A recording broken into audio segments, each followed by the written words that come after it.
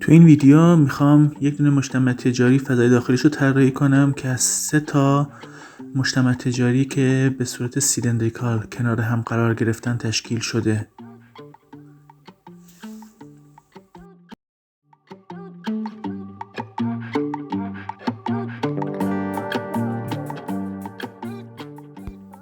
اگر ما یک مسیر منحنی هم داشته باشیم، این هم مثل پرسپکتیو یک نقطه، همه این خطوط منحنی به اون نقطه گریز میرن و هیچ فرقی نمیکنه. تمرین که اینجا ما میخوایم بکنیم اینه که با پرسپکتیو یه نقطه‌ای که به صورت منحنی به نقطه گریز میرن این حجم رو ترسیم کنیم. این یک مسیریه که بین این 3 تا مال که به صورت سیلندریکال و استوانه‌ای هستن قرار گرفته.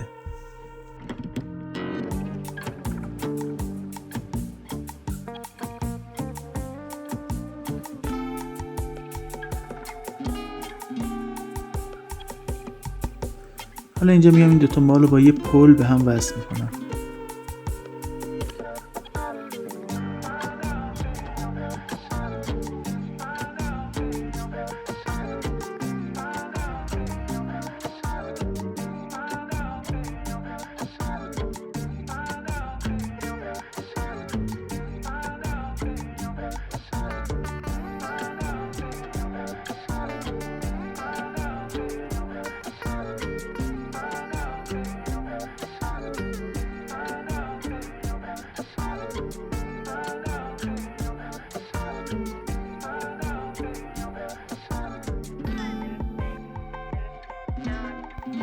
این قسمت نسبت به پلی که ما به صورت منحنی کشیدیم در پایین‌تر قرار داره.